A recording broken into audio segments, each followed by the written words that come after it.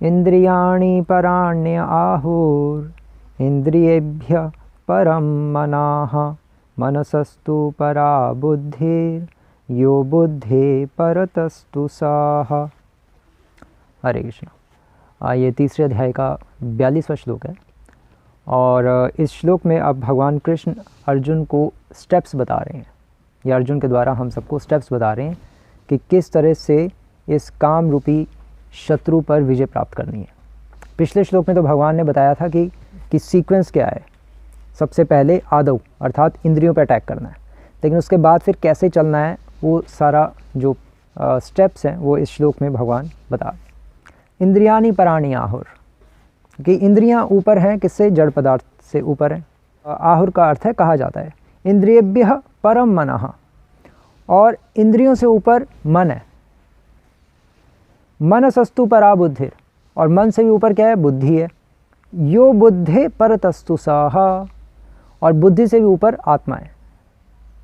तो ये भगवान बता रहे हैं। अब कोई इस श्लोक को पढ़ के कहेगा यार ठीक है, जड़ पदार्थ से इंद्रियां ऊपर हैं और इंद्रियों से ऊपर मन है, मन से ऊपर बुद्धि है, बुद्धि से ऊपर आत्मा है, तो मैं क्या करूं?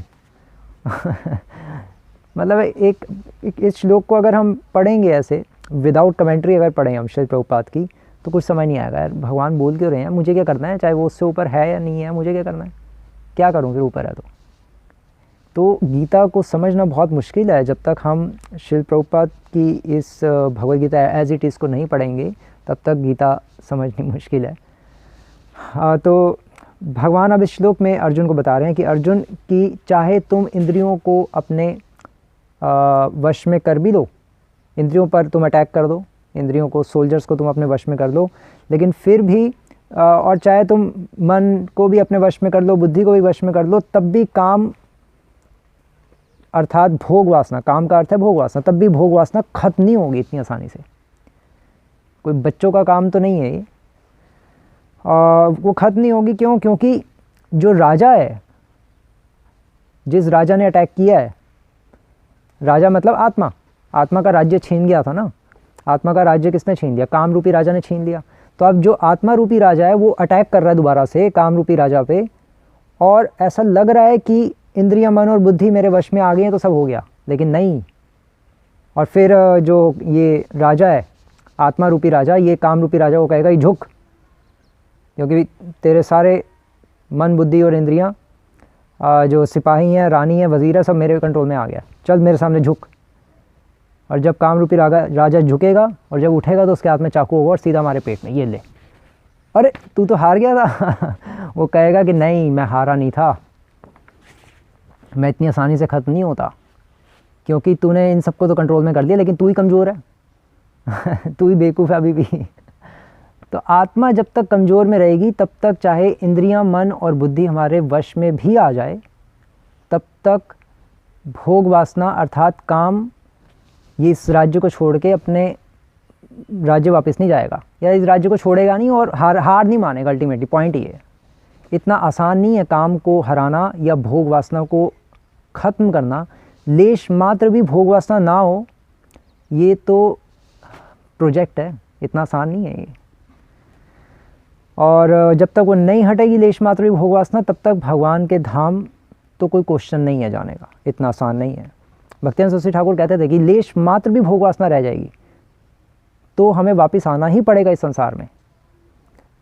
हम ये नहीं कह सकते कि नहीं मेरी तो ऑलमोस्ट ख़त्म हो गई, अब तो मैं भगवान के धाम जाऊंगा ही नहीं। लेश मात्र भी रह गई, एक आईफोन की इच्छा भी रह गई तो वापस आना पड़ेगा आईफोन को चलाने के लिए। प्रैक्टिकली पॉइंट ये है। तो अब कैसे हमें ख़त्म करना है काम रूपी शत्रु को? हमने तो मन, बुद्धि, इंद्रियां सब कंट्रोल कर ली, लेकिन इतनी स्ट्रांग नहीं हुई मन, बुद्धि, इंद्रियां। क्यों नहीं हुई? क्योंकि हमने स्टेप्स नहीं समझे। तो इस श्लोक में भगवान स्टेप्स बता रहे हैं, स्टेप्स क्या हैं, और उसके बावजूद भी आत्मा कमज़ोर है। क्यों? क्योंकि उसके बाद एक खाई थी जो आत्मा ने पार नहीं की, और जब तक वो खाई को आत्मा पार नहीं करेगी तब तक चाहे मन, बुद्धि, इंद्रियां उसके कंट्रोल में भी आ जाए, तब भी आत्मा कमज़ोर ही रहेगी।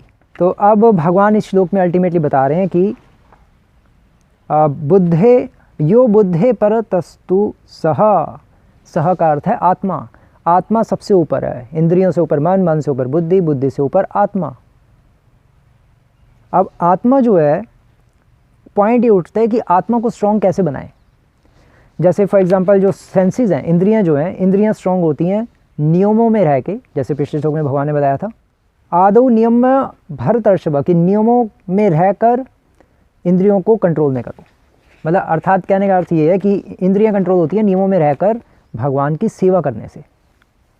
और फिर मन कैसे कंट्रोल होता है? जब हम सेवा करते हैं कई वर्षों तक, तो फिर हमारे मन में सेवा भाव डेवलप होता है, और जब सेवा भाव डेवलप होगा तो मन स्ट्रांग होगा, स्ट्रांग होगा तो कंट्रोल में होगा।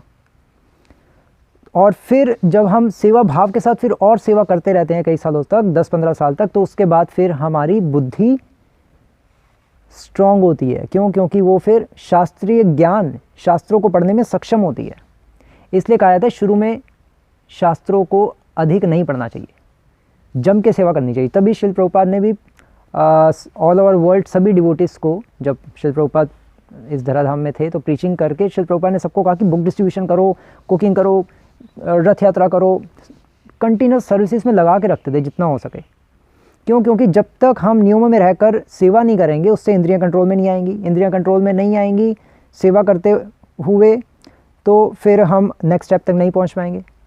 और जब हम सेवा करेंगे तो उससे सेवा भाव डेवलप होगा, उससे माइंड स्ट्रांग होगा, और जब सेवा भाव डेवलप होगा तब शास्त्रों को पढ़ने का हमारा अधिकार होगा। मतलब उस शास्त्रों की फिर गहराई में जा पाएंगे। पहले हम पढ़ सकते हैं और पढ़ेंगे भी, क्योंकि हम अगर शिल प्रभुपाद की पुस्तक के बेसिक लेवल पे पढ़ेंगे ही नहीं तो फिर हमें गोल ही नहीं पता होगा तो प्राप्त भी क्या करेंगे। और फिर बाद में जब हम पढ़ेंगे, बाद में चीज़ें अंदर जाएंगी। इसलिए शुरू में कम पढ़ना चाहिए, बाद में फिर हम अधिक पढ़ सकते हैं। और क्यों पढ़ सकते हैं? बाद में चाहे हम अधिक ना भी पढ़ें, एक्चुअली अधिक पढ़ने का पॉइंट नहीं है, बाद में चाहे हम थोड़ा भी पढ़ें या ज़्यादा पढ़ें, अंदर जाएगा, क्योंकि सेवा भाव डेवलप हो चुका है। हमें पता चल जाएगा इस पॉइंट का अर्थ क्या है, और उससे फिर शास्त्रीय ज्ञान लेने से इंटेलिजेंस स्ट्रांग होगी।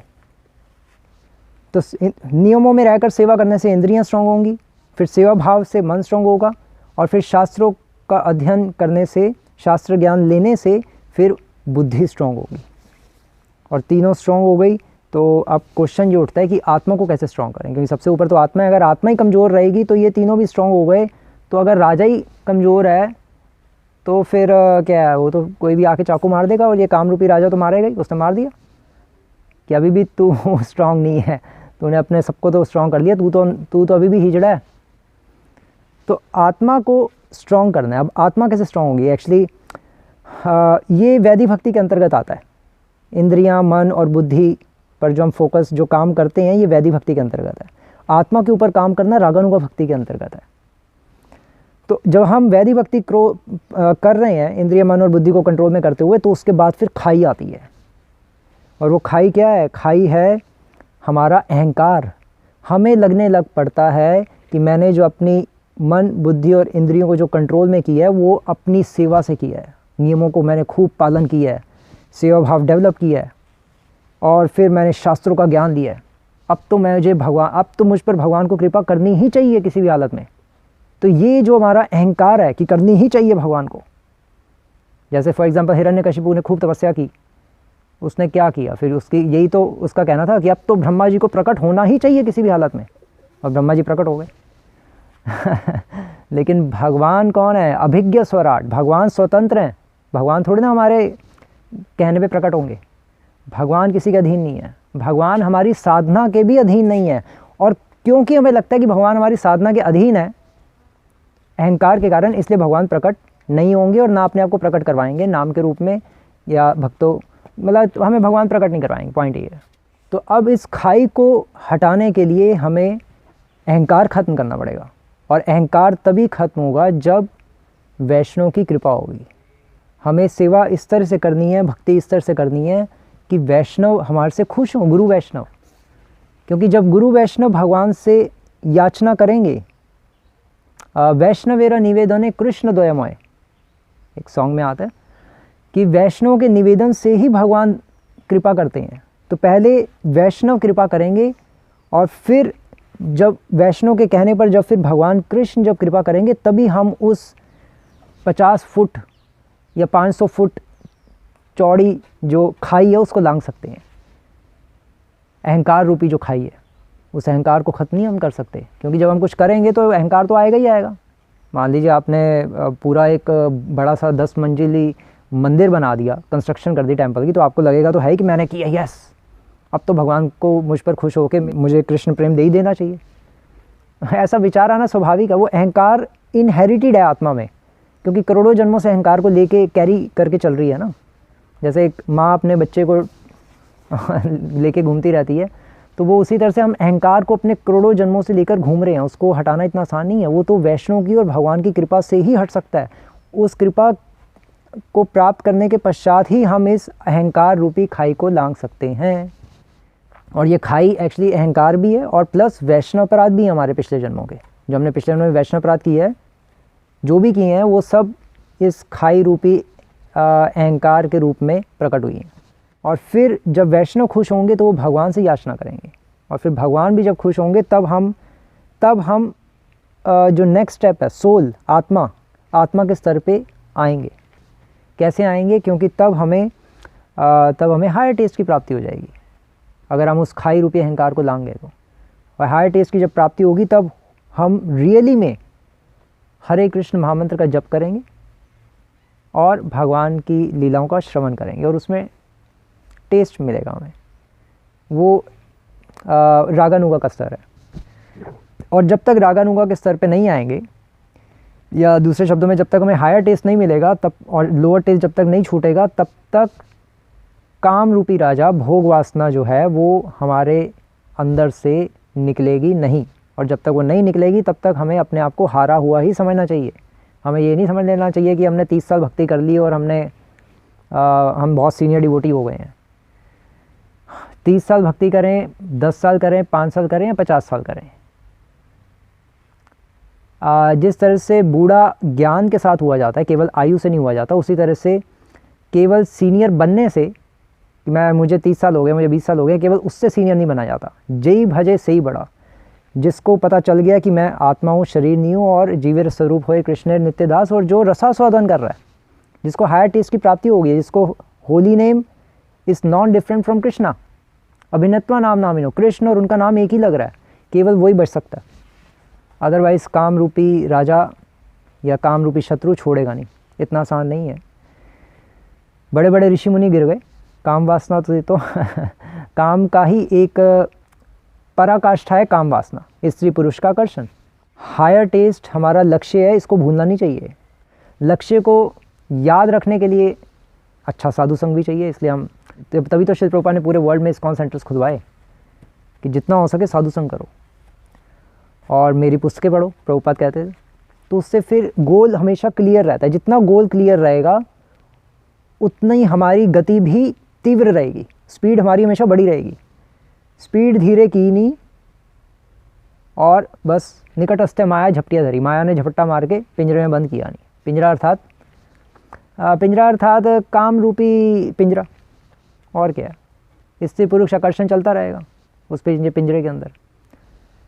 तो इसलिए हमें अल्टीमेटली अपनी आत्मा को स्ट्रॉन्ग बनाना है। आत्मा रूपी राजा अगर स्ट्रॉन्ग नहीं हुआ तो काम रूपी शत्रु अटैक करेगा और हम मर जाएंगे।